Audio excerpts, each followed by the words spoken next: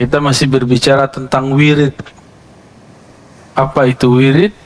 Amalan yang diistiqomahkan. Kapan seseorang mempunyai wirid? Apabila dia sudah menjadikan satu amalan menjadi amalan wajibnya di luar yang wajib. Jadi dia mendisiplinkan untuk dirinya di luar yang sudah ada. Kalau 5 waktu kita sudah tahu. Tapi di luar itu dia melazimkan amal-amal yang tidak dianggap wajib oleh orang awam. Ya, maka disebut wirid. Maka wirid itu bisa berupa amal fisik seperti sholat. Sholat kebetulan di dalamnya ada juga kaul. Ya, ada juga yang amal maliyah. Jadi fisik, badani, fi'li, qauli, ada mali, ada juga mal pakai harta. Orang yang rutin setiap hari bersedekah itu jadi wirid. Atau setiap minggu berarti dia berwirid. Setiap bulan berarti dia berwirid. Ada yang menjadikan wiridnya umroh setiap tahun. Ada yang ulama kita menjadikan wiridnya setiap tahun haji. Apapun caranya dia pergi haji. Dulu ada imam-imam kita yang hajinya 60 kali. Umurnya 80. Berarti dari umur 20 sampai wafat dia selalu berhaji. Tapi khusus dia, bukan kita ya. Baik. Tapi wirid secara umum amalan bacaan yang kita rutinkan atau amalan fisik yang kita dawamkan. Misalnya teman-teman ini suka puasa Senin Kemis, maka disebut wirid. Ciri-ciri orang sudah punya wirid selain istiqamah, kalau ketinggalan dia qada. Jadi kalau antum ini malam tadi zikir, ketiduran, qada besoknya, baru disebut wirid. Jadi kalau masih amalan sunat kok biarin aja, berarti belum jadi wirid. Paham? Ya, punya kebiasaan baca Quran 1 juz sehari, legirihlah tidak kuat, tidak sanggup, maka diqadha esoknya, maka ini disebut bacaannya wirid. Pertanyaannya, lebih duluan wirid atau warid? Nah, apa beda wirid dengan warid? Warid itu anugerah yang Allah berikan. Bisa maqam, rasa, hal ya, getaran saat berzikir, rasa makna yang muncul dalam berzikir disebut warid. Duluan mana rasa itu datang atau wiridnya duluan? Nah, kalau rasa dulu itu yang benar. Karena rasa itu datang dahulu, baru kita wirid. Namun karena kolbu ini berpenyakit, rasa itu datang terasa bagi dia hambar. Sebagaimana orang sedang sakit, diberikan makanan terlezat, dianggap itu bikin mual. Coba orang lagi demam kasih sop daging, mual nggak deh? Mual, Pak. Orang yang bukan mempunyai kolbun salim, kolbu yang selamat, diberikan wirid, diberikan zikir, itu kolbunya nggak merasakan nikmat. Jangan-jangan kita yang begitu, ya? Kayaknya rata-rata begitu deh ya. Sholat subuhnya masih kepikiran kemana-mana soalnya. Jadi warid itu hal rohani, keadaan rohani anugerah rohani yang Allah berikan kepada orang yang berwirid. Bagi orang awam, beramal dulu baru dapat wirid, dapat warid. Itu terbalik. Bagi ulama yang mengenal Allah, karena ada warid turunlah kita dapat berwirid. Masalahnya tadi, kalau hati kotor, hati sakit, tidak bisa menikmati makanan hati. Ilustrasi lainnya, kalau kita masuk masjid dalam keadaan junub, berani nggak? Dalam ilmu kitab ini, kitab hati, kitab hikam, orang yang lalai kepada Allah disebut junub kolbunya. Jadi kita ini junub terus kayaknya ya. Tapi bukan pakai mandi wajib. Dia pakai tobat wajib. Jadi kolbunya dimandikan dengan taubah, dengan istighfar kepada Allah Subhanahu wa ta'ala. Masih tegang ya? Allahumma salli ala sayyidina. Sayanya yang masih tegang.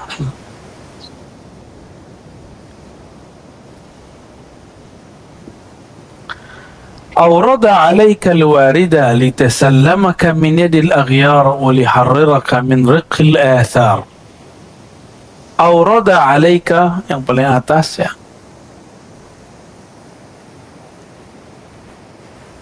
Awrada alaika, Allah memberikan kepadamu warid.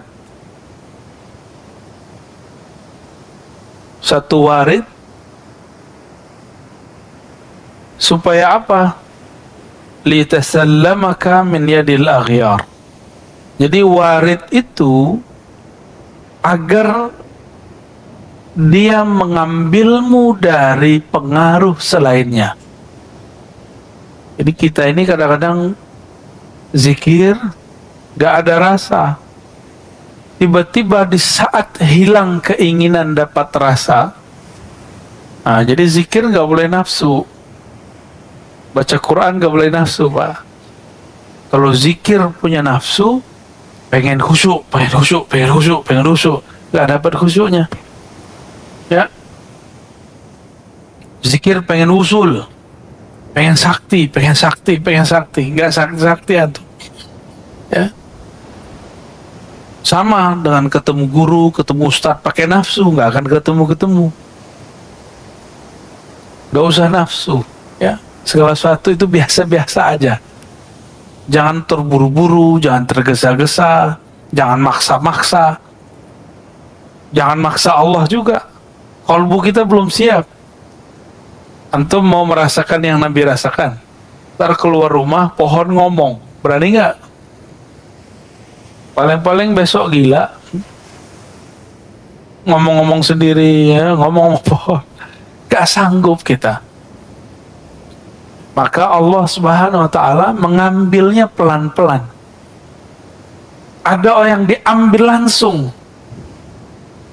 Yang diambil langsung, terjadilah apa yang disebut majzub. Oh, majzub. Masih ingat ciri-ciri wali? Macam-macam wali ada 3. Wali malamatiyah, wali majzub, wali sufi. Wali majzub ini yang mendadak diambil oleh Allah Subhanahu. Jadi dia diberikan mahabbah, diberikan ma'rifat secara mendadak. Maka kaget itu, akalnya kaget. Orang biasa yang tidak mengerti, walaupun gelarnya doktor, ustadz, kiai 1000 kali, kalau nggak paham ilmu ini, dia akan anggap orang yang mengalami itu gila. Dan saya dituduh orang yang meyakini wali gila. Menurut antum, Wan Syekhon gila nggak? Wali pastinya. Ya, saya punya penyakit serak kalau berbicara, apalagi pagi-pagi begini. Tiba-tiba beliau ngantarin satu obat yang sampai sekarang mujarab. Dokter diobatin orang gila, mungkin nggak? Hah? Mungkin nggak? Mungkin nggak dia gila? Nggak mungkin. Ente yang nggak paham, ya. Jadi kita tidak pernah meyakini wali itu gila atau orang gila wali, nggak ada. Kita menyebutnya majzub, dan majzub beda dengan majnun. Majzub orang yang ketarik akalnya karena cinta, sedangkan majnun orang yang tertutup akalnya disebut gila. Waliharriraka min rikil athar. Allah memberikanmu warid, pertama menyelamatkanmu dari selainnya, yang kedua membebaskan kamu dari perbudakan athar alam semesta. Athar itu boleh juga diartikan ciptaan Allah Subhanahu wa ta'ala. Kita ini mohon maaf sudah jadi budak, budak fulus, budak badan. Coba antum lihat, berangkat pagi pulang sore, untuk apa? Fulus, jujur aja. Fulus untuk siapa? Untuk keluarga, untuk anak, untuk badan, untuk lifestyle, gaya hidup. Berarti kita betul-betul jadi budak badan ini, budak dari pasangan kita sendiri. Mau jadi budak, ya, budak kalau di Malaysia anak-anak, tapi perbudakan, paham perbudakan. Waliharriraka min rikil athar. Allah berikan rasa supaya kamu tinggalkan perbudakanmu. Inilah yang membuat antum hadir pagi ini. Insya salah satu perbudakan badan tidur. Jadi tidur itu tanda kita tergadaikan oleh tubuh ini. Jadi pengennya jam segini ngapain? Tidur ya. Sama Pak Sio pengen tidur. Tapi karena janji nggak boleh egois, ya. Doakan saja saya selamat dan sehat selalu, dan teman-teman yang bersama, ya. Kalau dihitung-hitung capek Pak, ngajar itu capek, lelah, tapi ya kalau kita pikir lelah, kapan berjuangnya, ya. Itu suara apa itu, Bu? Ya, ditahan, tahan. Ya.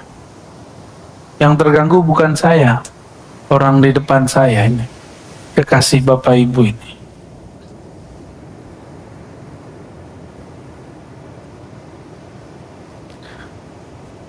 Untuk apa wirid itu?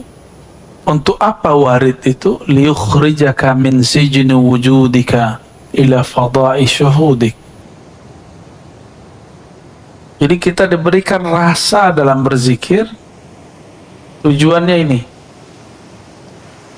liyukhrijaka, untuk mengeluarkan engkau, min sijin. Sijinnya ini penjara. Di dalam inilah namanya ruh.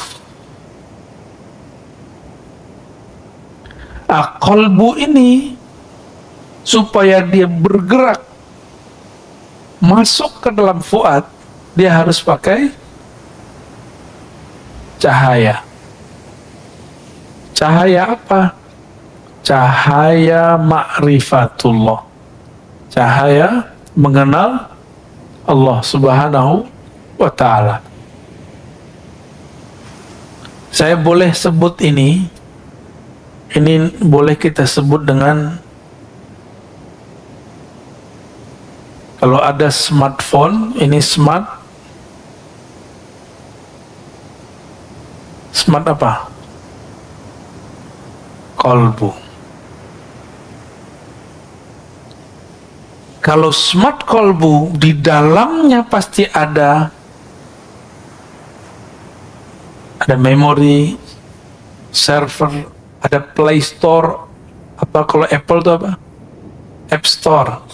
Ini juga ada Kolbu Store. Bukan store, Pak.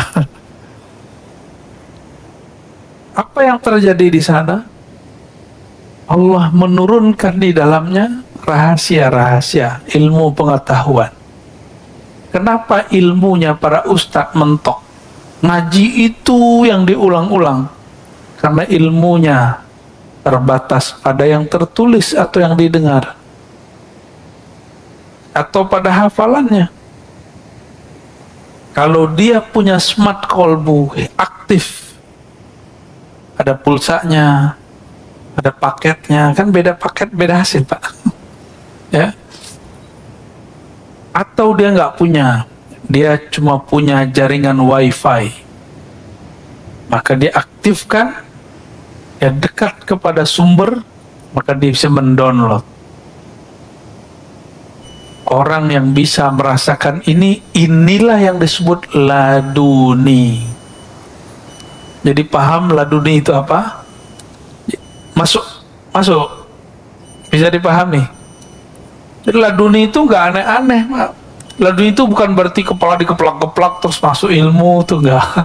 Ambil kitab terus gini, masukin, nggak begitu. Zikir 70.000 kali dapat laduni, enggak. Laduni itu bukan orang banyak zikir, orang banyak baca. Laduni itu ketika si kolbu tahu dari mana dia menggali. Kolbu menggali dari buku, atau kolbu menggali dari lub dan sirnya. Kalau dia menggali dari lubnya, dia bisa memprediksi masa depan. Jika dia menggali dari sirnya, dia dapat membaca rahasia apa saja di alam semesta. Kalau pakai ruh, nggak ada batas, unlimited. Itulah rohani Rasulullah Sallallahu Alaihi Wasallam. Jadi yang pakai ruh itu cuma Rasulullah. Para nabi paling sampai lub. Para nabi, Pak. Jadi 124.000 para nabi itu paling tinggi cuma lub dan sir. Lub, sir, lubnya dan sirnya. Oh, ini ada satu sini lagi ya.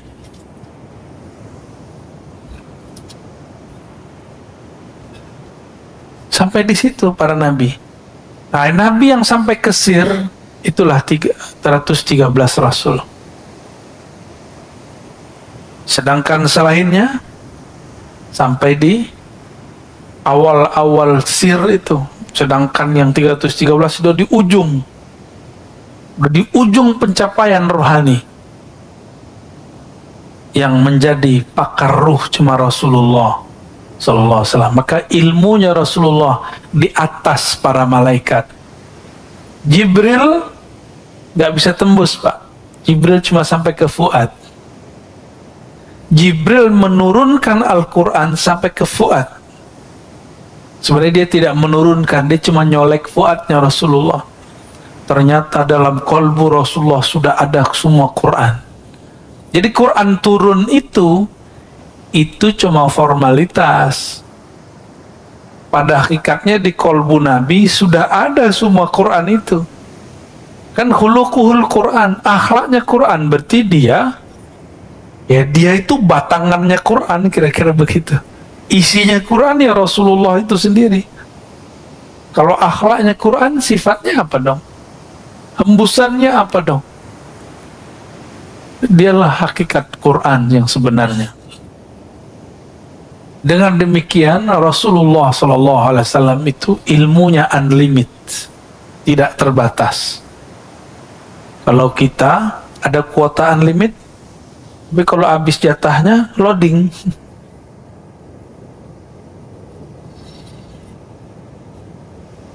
Smart kolbu inilah kolbunya para wali, kolbunya para nabi. Salatullah wassalamuhu alaihim. Gimana? Cukup? Beneran? Baru mukodimah ini ya. Ya udah, aneh tambah satu lagi hadiah buat antum ya. Jangan sholat syuruk ya.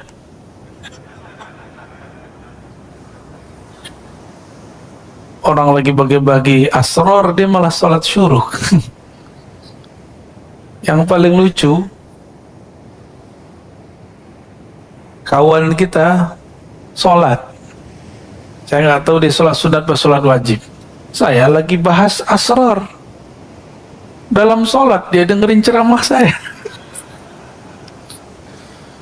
Ya. Beramal jangan dengan nafsu ya. Beramal itu ya dengan makrifat itu kita beramal.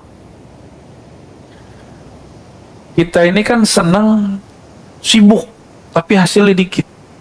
Lagi ngapain sibuk? Gaji gitu-gitu aja. Sekarang nih orang udah rebahan, gaji jalan terus. Ya, kaum rebahan. An-nuru jundul qalb. Cahaya keilmuan itu, cahaya makrifat itu jundullah, tentara Allah. Jundul qalbi, tentara qalbu. Tentara butuh komando nggak? Butuh komando. Betul. Beneran. Maka ini kolbu harus dilatih mengomandoi nur. Butuh mursyid, syaikh yang membimbing dia. Kalau enggak nanti ketika ada cahaya yang tadi tidak terlihat, namanya kasyaf. Paham? Kalau sesuatu terlihat, kolbunya belum terlatih, nanti kolbunya akan tersesat pada kasyaf syaitan. Nah, kasyaf ini terbagi ya. Kasyaf, apa arti kasyaf? Terbukanya tabir gaib. Kasyaf ya. Terbukanya tabir gaib. Kasyaf ini ada kasyaf syaitani.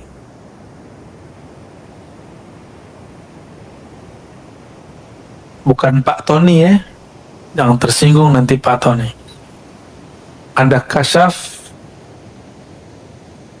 Udah banyak ini ya. Malaki. Malaikat.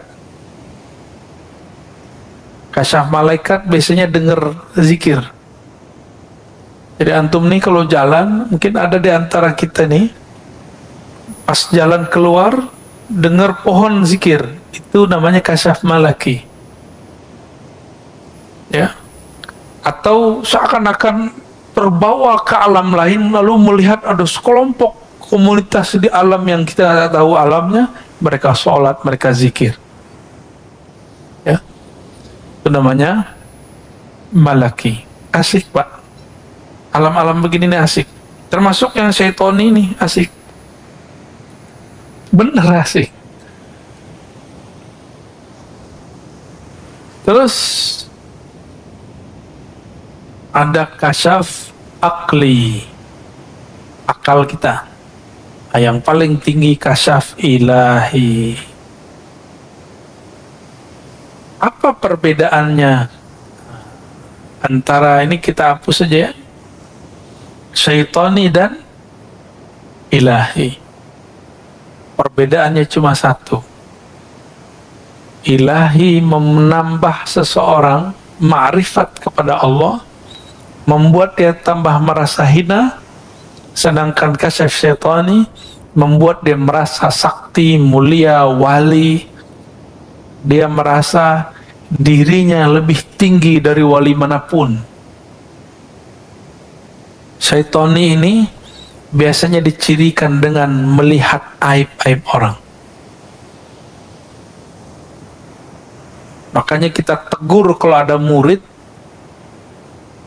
lagi zikir, terus dia melihat kawannya berwajah hitam. Saya bilang itu setan yang datang, supaya kamu tengkar dan suuzon kepada kawanmu itu. Ya, jadi jangan langsung percaya. Ciri-ciri kasyaf syaitani, terbukanya aib orang lain, dah gitu aja. Jadi kalau setiap aib itu bukan dari Allah. Dan biasanya kalau itu dari Allah, dia berbicara aib, tapi nggak disebutkan orangnya, cuma dikasih simbol-simbol. Suatu kali saya diuji oleh Allah, harus mundur dari semua jadwal saya karena diperintahkan guru. Lalu saya menyarankan orang hikmah kepada guru saya untuk nggak percaya kepada panitia yang di sana, karena mereka menurut saya tidak terpercaya. Tapi saya dianggap suul adab dan saya ridho.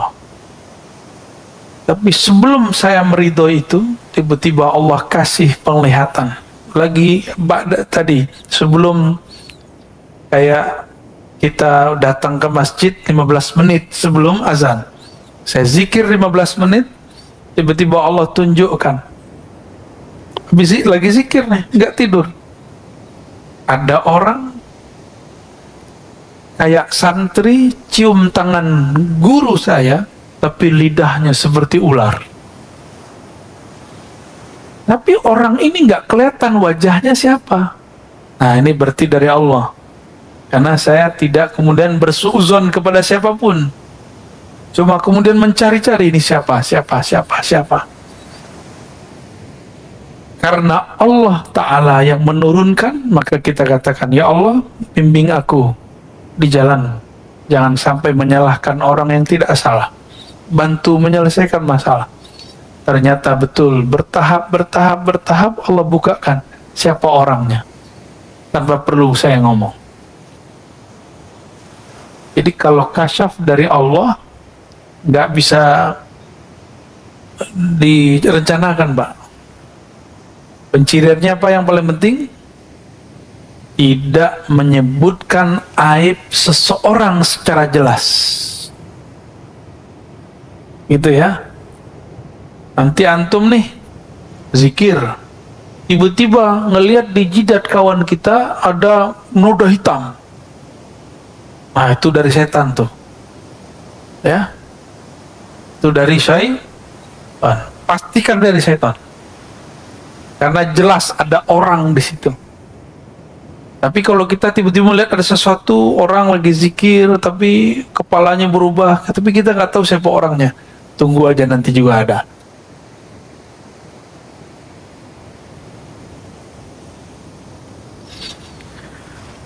Cahaya itu tentara kolbu. Kama anna zulmata jundun nafs. Sebagaimana kegelapan adalah tentara jiwa, diri, nafsu. Berarti ada dua tentara ya. Tentara dalam bab ini itu persis seperti tentara dalam pemahaman militer. Dia punya serangan. Itu zulmah, kegelapan ini, dia bisa menyerang, Pak. Masuk lewat pikiran, masuk lewat telinga, masuk semua. Dan serangannya bertubi-tubi. Kalau orang berzikir dengan nafsunya, pengen jadi wali, nanti pas lagi zikir, kamu wali, kamu wali, kamu wali. فَإِذَا أَرَضَ اللَّهُ أَنْ يَنْصُرَ عَبْدَهُ أَمَدَّهُ بِجُنُودِ الْأَنْوَارِ. Ciri-ciri orang yang diselamatkan Allah, Allah kirim tentara cahaya, tentara ma'rifat, tentara laduni. Ciri-ciri orang itu tidak diselamatkan oleh Allah, Allah biarkan dia bergejolak, bergelimang dengan kegelapan dan selainnya. Sama-sama zikir, tapi sekarang sibuk dengan kasyaf, sibuk dengan urusan jin, sibuk dengan urusan-urusan yang menghalangi dia kepada Allah Subhanahu wa Ta'ala. Berarti dia sedang terjebak pada madadaz zulmi wal aghyar, dan itu banyak Pak dari dulu. Dari dulu orang-orang yang ingin belajar zikir terhalang di bab ini. Sama-sama melihat yang gaib. Bedanya yang ini asik dengan kegaibannya, sedangkan yang pertama ini asik dengan yang maha gaib, Allah Subhanahu. Yang gaib-gaib itu asik ya. Kalau dulu anak kecil petak umpet, cari yang nggak kelihatan, kan gaib juga. Petak umpetnya ahli zikir, pengen cari-cari khadamnya orang.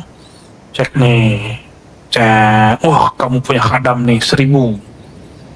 Cek, oh kamu punya jenazah. Asik gitu Pak, asik bener. Saya kan mantan. Ntar cek lagi, wah ini cincinnya ada isinya nih. Nah, kasih sini aja.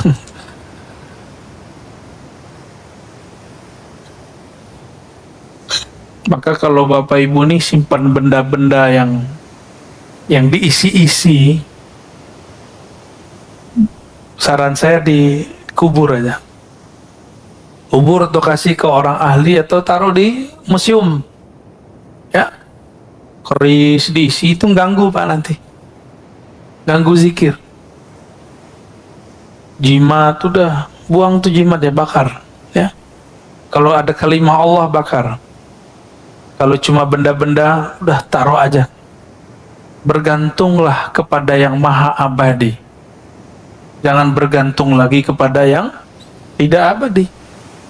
Tawakkalu 'alal hayyil ladzi la yamut. Kalau engkau hendak bergantung bertawakal, bertawakallah kepada yang hidup tidak pernah mati. Bertawakal, berserah kepada guru-guru bakal mati. Sudah berapa banyak murid-murid jamaah, murid tarekat, murid zikir, kelimpungan sekarang gurunya mati, wafat syekhnya. Jangan bergantung sama guru. Apa kurang cukup pelajaran dari Sayyidina Umar? Saking cintanya, lagi mabuk cinta sama Rasul Sallallahu Alaihi Wasallam, tahu-tahu Rasulullah meninggalkannya. Kata beliau, siapa yang mengatakan Muhammad mati, aku matikan dia. Umar Pak. Nah, itu terjadi Pak di banyak komunitas zikir.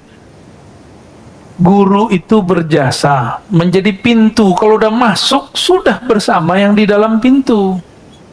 Jangan, nggak usah dibawa-bawa pintunya. Ya. Paham maksud saya? Sayyidina Ali mengatakan ana madinatul ilm wa aliyun babuha. Nabi Muhammad SAW menyebut Sayyidina Ali, aku kota ilmu, Ali pintunya. Itu hadis mutawatir, didhaifkan oleh kelompok pembenci Ahlul Bait. Ahlus Sunnah cinta sahabat, cinta Ahlul Bait. Kita respect kepada dua golongan ini. Jadi ciri-ciri Ahlus Sunnah yang sebenarnya cinta ulama, sahabat, cinta Ahlul Bait. Cinta Ahlul Bait bukan berarti membenarkan semua kata-kata Ahlul Bait. Ini kan ada Sayyid, ya, ada Habib paling 1-2 orang. Ya dia sama kayak kita, tanya aja sama dia. Nggak ngaji dia jadi orang jahil, nggak sholat dia jadi fasik. Ya. Sama. Bahkan dosanya lebih besar dari kita, karena di dalamnya ada darah Rasulullah Sallallahu Alaihi Wasallam. Emang enak jadi Habib. Ya, kawan-kawan mau jadi Habib, atau Habib palsu, Habib PA atau ya, emang kalau udah pakai gamis jadi Habib, pakai jenggot ngomong tabarakallah, masya Allah. Nggak jadi Habib. Habib itu nasab dari Rasulullah SAW, dan itu anugerah.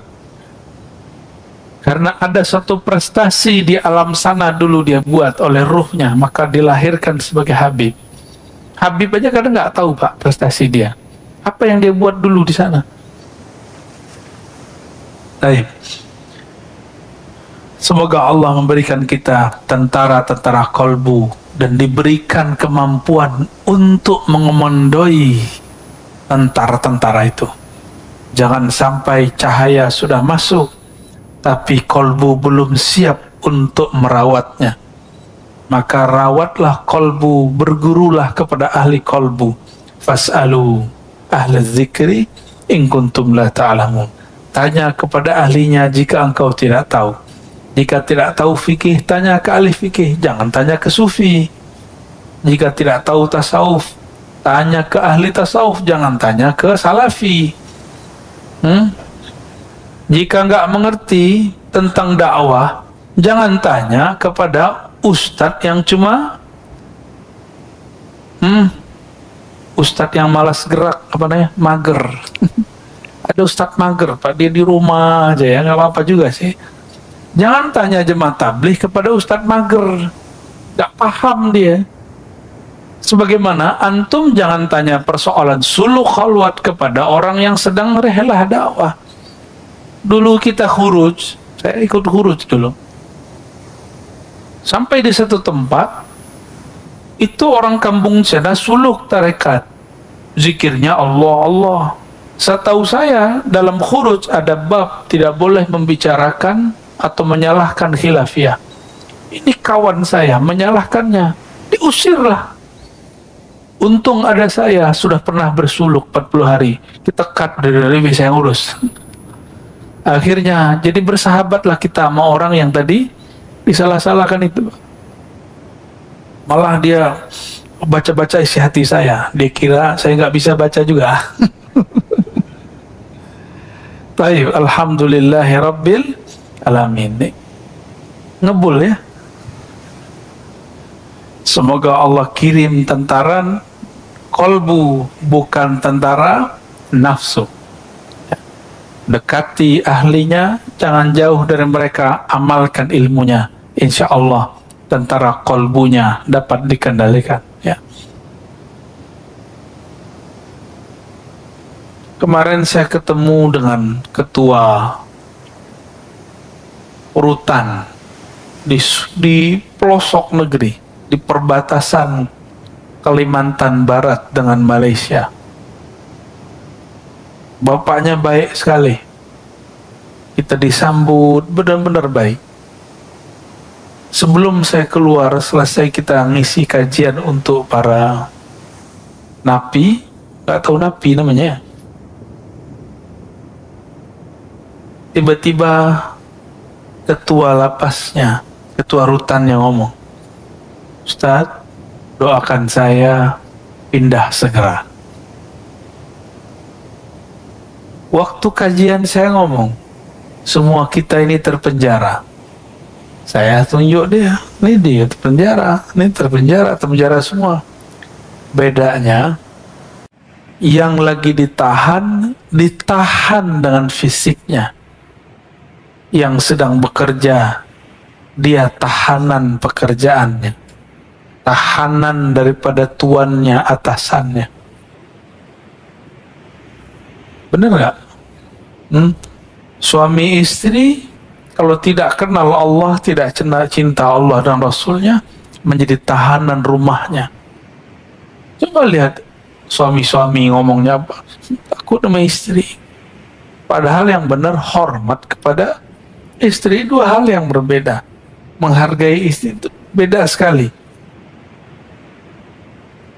Banyaklah kiai-kiai takut sama istri ya.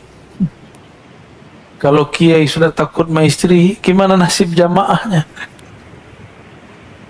Kalau kiai sudah takut dengan yang di rumahnya, bagaimana dia berjuang melawan musuh di luar sana?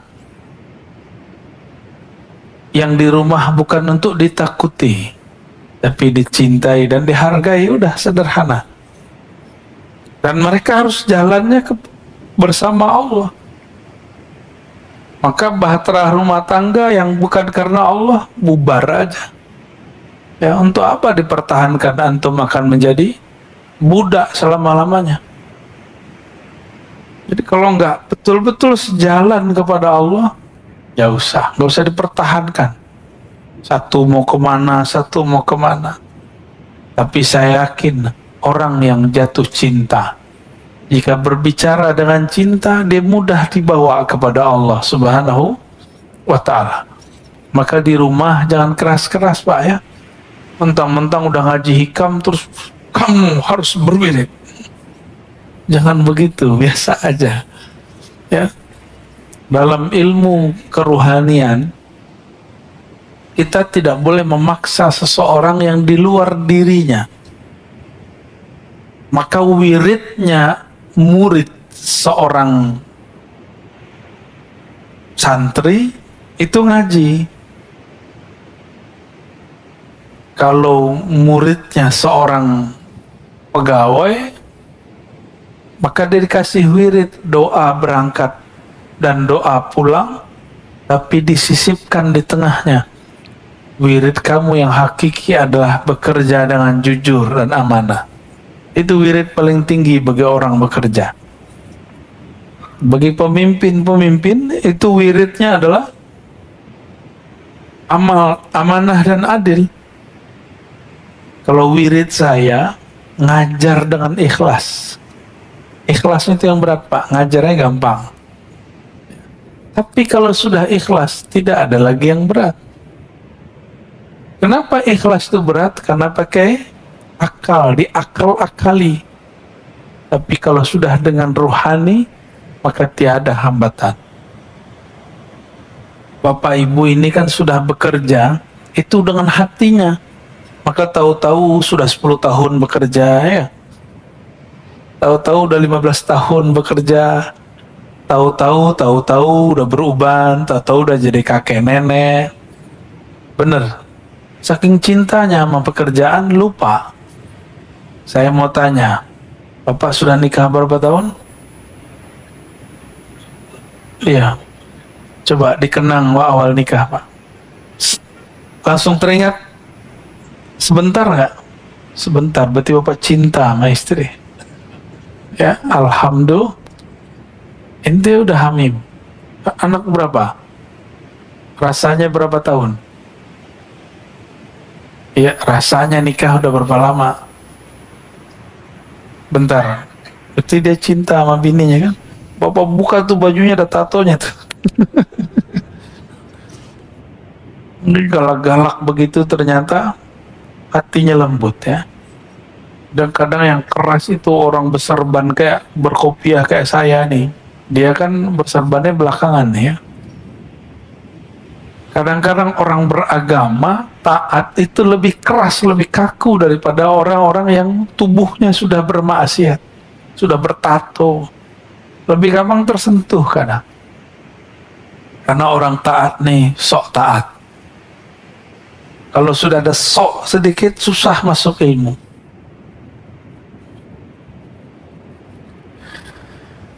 Allah berikan warid rasa nikmat berzikir, kecanduan ngaji, itu warid. Antum merasa nikmat ngaji, ada lapang rasa dalam pikiran, itu warid paling mahal. Lebih gede daripada wirid 70.000 kali zikir. Lebih gede daripada sholat 1000 rakaat. Lah kok tiba-tiba ada jamaah saat syuruk dia sholat dulu, ustadznya lagi ngomong. Berarti dia nggak dapat warid lagi ngaji. Dia beramal pakai nafsu, pengen dapat amalan, pahalanya umroh dan haji gratis. Ya, padahal ngaji lebih utama daripada itu. Antum belajar satu bab, ini ada 2 bab nih. Itu sama dengan 1000 rakaat. Syuruk cuma 2 rakaat. Tuh, cerdas nggak orang begitu? Tapi di banyak masjid saya melihat begitu. Karena umat diajarkan mengejar pahala, bukan mengejar ma'rifat, bukan mengejar ilmu. Umat diajarkan mengejar benefit. Keuntungan. Kalau kamu begini, kamu dapat ini. Kamu begini, dapat ini. Ilmu begitu, tambah akhir zaman, tambah ditinggal orang. Ya, maka para asatidz, para ustadz, kita cerita motivasi dengan pahala seperlunya. mulai cerdaskan umat. Jangan perbodoh umat dengan benefit pahala. Itu anak kecil begitu. Anak kita dulu atau kita dulu waktu kecil diiming-iming orang tua. Kalau kamu sholat 5 waktu, bapak belikan sepeda. Kalau kamu puasa 30 hari, dibawa jalan-jalan ke Bali. Gitu. Kan salah itu ya.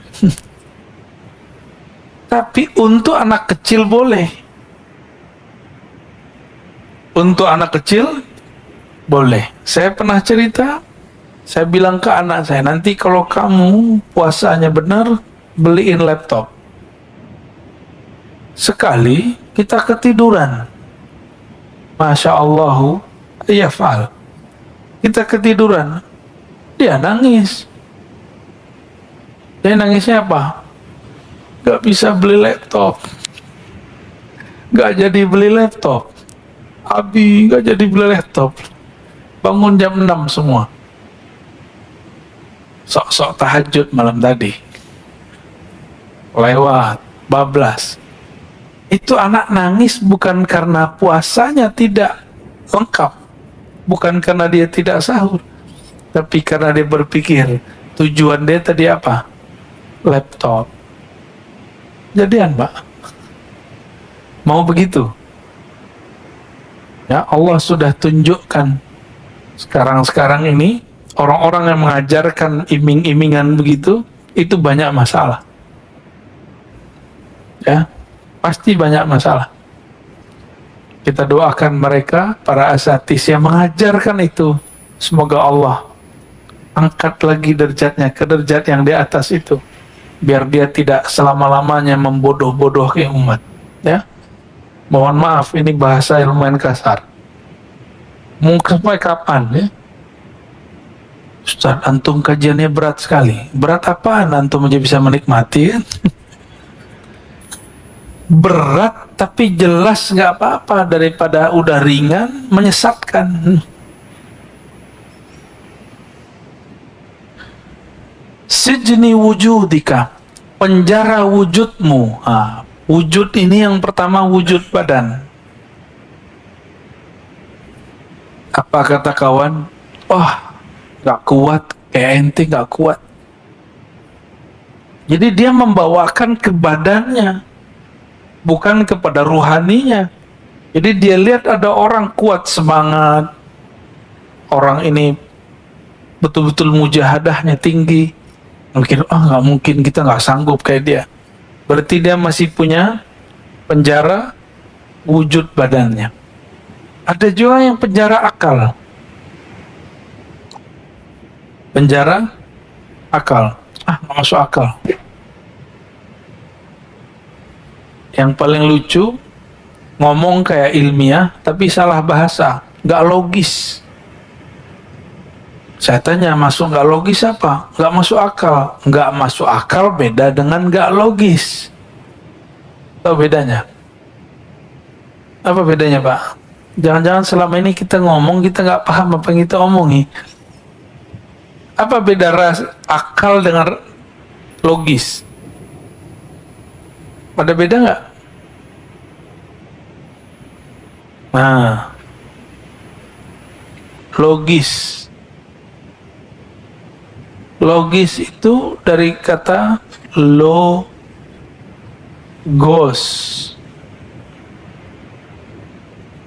Artinya ilmu atau kata. Kata.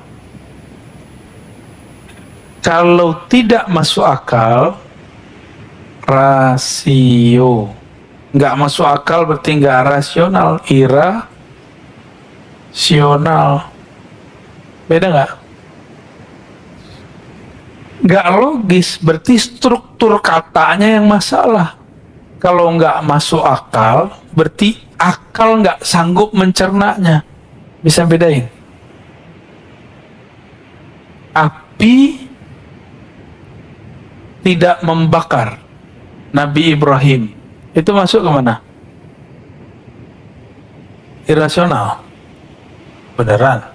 Akal antum berarti kecil. Berarti di Quran ada yang nggak masuk akal dong. Nggak masuk akal atau akal antum nggak sanggup? Kalah sama orang Banten nih. Di Banten biasa aja orang ini badannya pakai api nggak kebakar. Masa Nabi Ibrahim aja ente nggak bisa paham? Hah?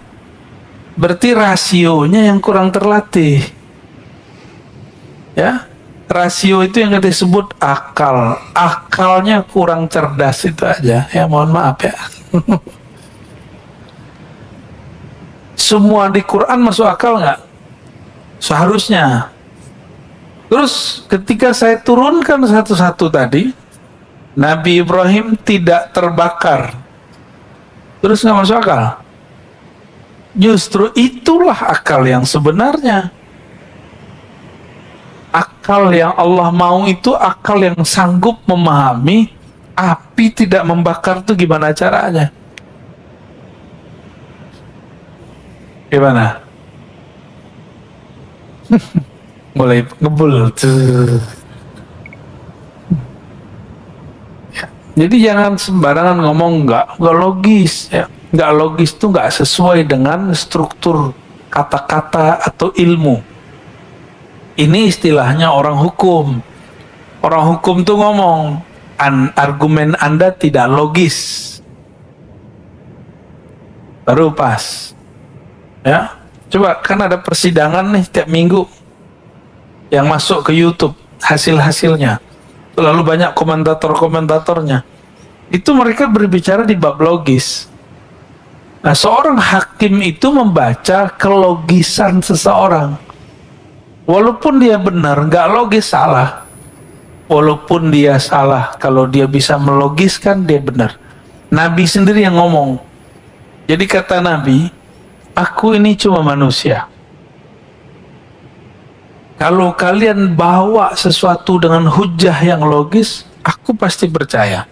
Aku menangkan di pengadilan. Itu Nabi yang ngomong. Maka banyak ada kasus dari zaman Rasulullah, karena orangnya tidak bisa membawa hujah, dia gagal di pengadilan. Bukan berarti pengadilannya nggak adil. Pengadilannya adil secara logis. Tapi mungkin nggak adil secara perasaan. Gitu. Ya. Jadi versi orang awam itu beda. Keadilan dengan versi ahli hukum. Itu berbeda, Pak. Jadi jangan-jangan selama ini kita bilang nggak adil itu versi kejahilan kita. Ya. Di zaman Rasul kejadian kok. Memang Nabi nggak kasyaf, Nabi kasyaf. Jangankan Nabi, Imam Abu Ishaq Asy-Syirazi habis memutus, ada dua orang datang saling tuduh-menuduh masalah maling. Kalahlah orang kedua, padahal dia tidak salah. Besok bakal dipotong tangannya. Subuh-subuh seperti ini, tar siang mau dipotong. Imam Abu Ishaq Asy-Syirazi mimpi bertemu Rasulullah SAW. Apa kata Rasulullah SAW? Wahai Abu Ishaq, akhta'ta, kamu salah. Sebenarnya yang maling yang pertama, yang kedua tidak dapat bawa hujah. Bangun tidur, beliau tidak merevisi hasil keputusannya. Karena secara bukti yang dapat bawa bukti siapa? Karena kalau ilmu itu, pengadilan itu pakai perasaan, hancur Pak pengadilan. Jadi di pengadilan itu pakai bukti. Meskipun antum ini benar, nggak bisa bawa bukti, lewat. Gak usah begitu, orang menikah aja begitu. Kawan kita tiba-tiba dicerai sama suaminya, padahal dia nggak pernah ikut pengadilan. Ternyata itu si suaminya bisa merekayasa pakai orang dibayar seakan-akan udah selesai, tahu-tahu surat udah turun. Bisa begitu Pak. Jadi hakim cuma baca indikator yang datang kepada dia. Tapi karena orang komentar sekarang di luar ilmunya, seakan-akan dia menguasai semua ilmu. Jadi beda logis dengan masuk akal, beda ya.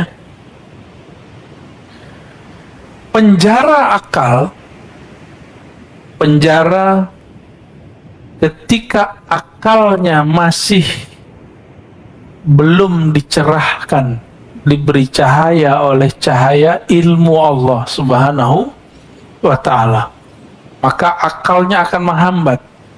Gak masuk akal nih, masa bisa begitu, masa bisa Isra Mi'raj sampai ke langit. Nah, itu penjara akal tuh. Kita punya seorang guru dulu, dia nggak punya kerjaan, Pak, menurut kasat mata, tapi dia ngajar. Kita lupa ngajar itu juga pekerjaan. Bedanya kalau kita kerja untuk bos kita, dia kerja untuk Allah. Allah yang jamin dia. Lebih banyak mobilnya dari orang yang kerja untuk dunia. Lebih banyak tanahnya. Orang datang, Pak Kiai, saya mau kasih tanah. Pakai syarat, tidak, bil 10 hektar, 10 hektar. Orang kerja 50 tahun, 1 hektar pun tidak dapat ya.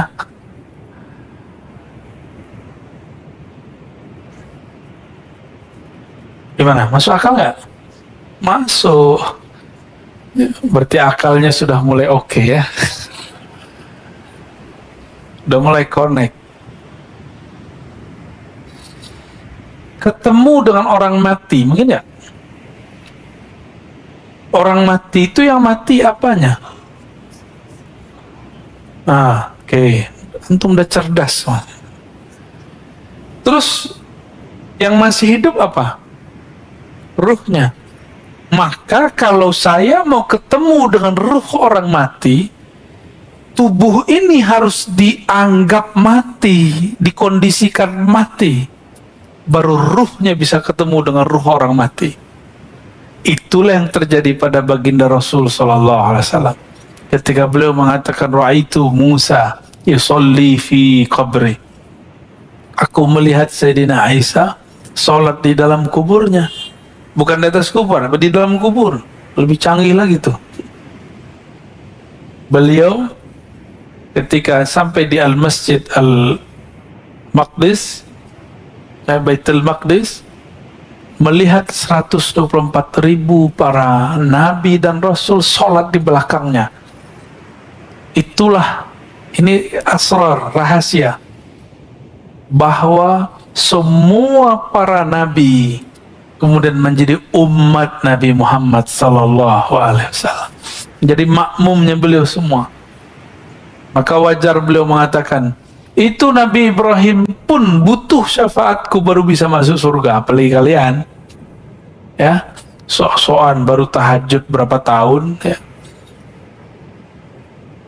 baru ngaji sunnah bid'ah kemarin sore udah bisa ngancem-ngancem ustadz ya. Saya bersaksi di akhirat Anda ini sesat. Emang ente sempat jadi saksi? Berarti dia nggak mengenal akhir zaman, akhirat. Jadi ada namanya al-ilmu bi akhir zaman atau bil akhirah. Ilmu mengenai akhir zaman dan akhirat. Bahwa di akhirat itu nanti orang nggak akan sempat memikirkan orang lain. Hanya Rasulullah lah yang sempat memikirkan selain dirinya. Dan pewaris Rasulullah Sallallahu Alaihi Wasallam. Orang yang di dunia ini memikirkan umat, nanti dia di sana akan dekat dengan Rasulullah Sallallahu Alaihi Wasallam. Tapi orang yang sekarang di dunia ini, dia memikirkan dirinya sendiri, dia jauh dari Rasulullah Sallallahu Alaihi Wasallam.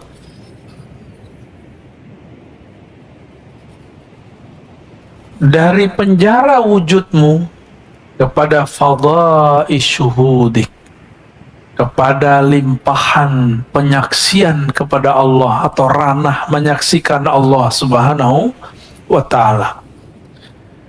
Itu tadi. Kalau Bapak bisa masuk akal nggak? Kiai di kampung digaji 200.000 sebulan dari pesantren. Tapi bisa berangkat umroh haji lebih sering dari Bapak ini.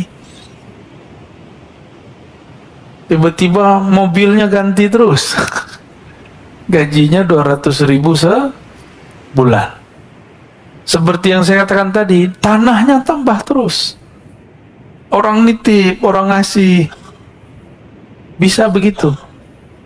Gajinya cuma 200, tapi karena dia kerja untuk Allah, bukan untuk tuannya, maka Allah Subhanahu wa ta'ala kayakan dia. Yang tadinya, kalau coba pikirin Mbak, kerja 24 jam, jadi kiai kan kerja 24 jam. Baru mau tidur, tiba-tiba gedor-gedor. Pak Kiai, sakarat, tolong talkin. Mau tidur, udah lama nggak ketemu istrinya, baru senang-senang dengan istrinya, tiba-tiba gedor-gedor lagi. Pak Ustadz, ada yang kesurupan. Ustadznya dukun kali ya. Akhirnya ya datanglah ke sana. Selesai, dikasih amplop TKS. Terima kasih Ustadz. Gak dikasih apa-apa. Tapi si Ustadz bekerja untuk Allah. Allah yang jamin dia.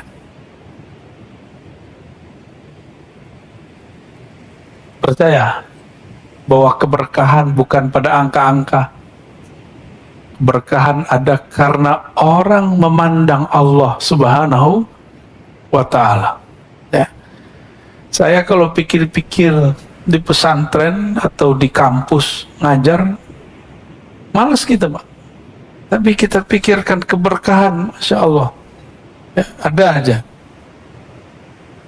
Dan keberkahan itu milik mutlak Allah Subhanahu wa ta'ala, dan dia bisa kirim lewat benda apa saja, di saat kapan saja. Gimana?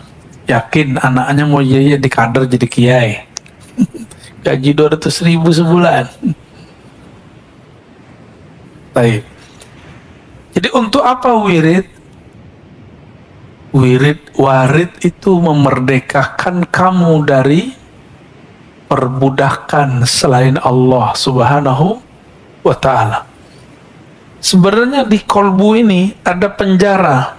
Sebelum masuk ke dalam kolbu ada penjara, namanya penjara cahaya. Jadi orang kalau masuk ke situ, dia sudah merdeka dari yang sebelumnya, tapi masuk ke penjara baru.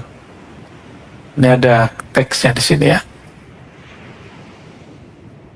Al-anwar matayal qulubi wal asrar. Al-anwar, apa arti anwar? Cahaya. Ada namanya anwar? Ada ya? Anwar, cahaya-cahaya itu, matayal qulub. Mataya itu boleh diartikan kendaraan.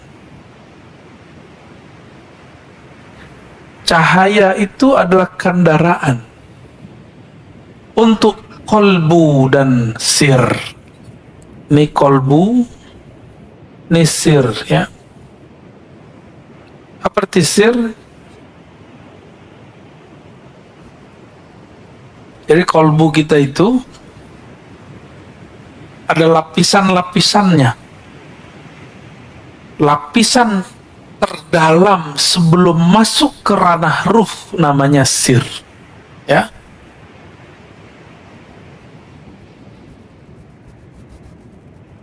Nih kalau kita buat, nih anggaplah sumur. Ini sumur kolbu.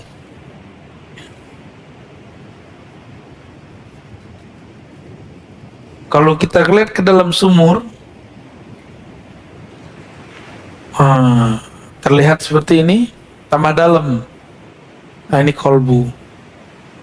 Ada lagi ke dalam, terus ke dalam. Ya.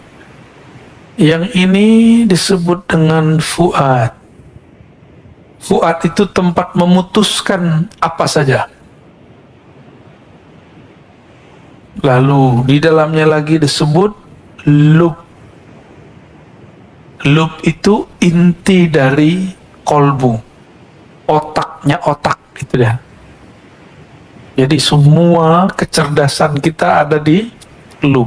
Orang yang berpikir dengan lubnya, dia akan mampu membaca 10 tahun ke depan, 5 tahun ke depan.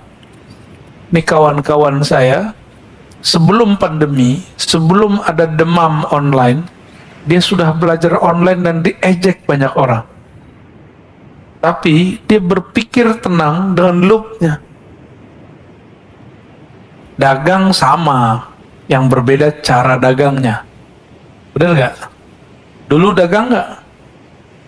Saya pernah bercerita di sini, di akhir zaman pasar di mana-mana, tapi sepi. Coba lihat, ruko ada di mana-mana, sepi. Ini zamannya, Pak. Dulu saya pikirkan pasar sepi, nggak ada transaksi. Ternyata Nabi hanya sanggup membahasakan ke masyarakat Arab saat itu. Akhir zaman, pasar-pasar luas di mana-mana tapi sepi. Maksudnya orang cukup pakai handphone, smartphone. Itu zaman Nabi Yusuf aja nggak ada itu, Pak. Nabi Sulaiman bisa terbang kemana-mana. Itu iri dengan zaman ini. Kalau perlu dia hidup jadi umat Nabi Muhammad SAW. Ya, gimana? Mau jadi umat terdahulu? Saya nggak mau, Pak. Saya bangga jadi umat akhir zaman. Alhamdulillahirabbil alamin. Imam Abu Hanifah berfatwa banyak hal, dan itu berlakunya baru sekarang. Zakat fitrah boleh dengan yang senilai, boleh dengan fulus, boleh dengan yang senilai. Misalnya kita pakai pencet-pencet, jadi nggak? Ya, mohon maaf nih para kiai yang sangat setia dengan mazhabnya, mazhab jadulnya. Saya ini juga bermazhab Syafi'i, tapi Syafi'i usuli, bukan Syafi'i furu'i. Syafi'i manhaj, bukan Syafi'i qauli. Apa bedanya? Syafi'i manhaji, kita meminjam manhajnya Imam Syafi'i, kita pakai. Bisa jadi beda hasil qaulnya. Kita ambil teorinya, tapi beda datanya. Data beliau kan zaman dulu, data kita sekarang beda. Teorinya boleh sama. Apa nanti perbedaannya? Coba lihat, ribet nggak? Mohon maaf ya. Kita datang ke kiai, ke ustadz atau panitia zakat, beli beras. Beli beras, Pak Kiai, Pak Ustadz, saya mau zakat, belilah. Terus serahin lagi, saya mau zakat. Ribet nggak? Hari begini masih begitu. Itu beras paling 2 cuma 3 diputar-putar. Intinya pakai duit tuh. Tapi begitulah ulama ahli fikih menjaga keorisinalitas pemikiran mereka. Cuma saya nggak sepakat kalau harus saklek. Sekarang zaman orang lagi di mobil, lagi di pesawat, di mana bisa pencet-pencet jadi. Lalu kenapa kita harus mempersulit? Maka jika ada waktu, lakukan itu. Lakukan, anterin beras. Jika tidak ada waktu, kita ambil yang baru ini. Jadi nggak boleh saklek juga, nggak boleh juga menghina yang lama. Ya, yang lama kita pertahankan jika memungkinkan. Jika tidak, kita terima yang baru. Itu orang punya loop.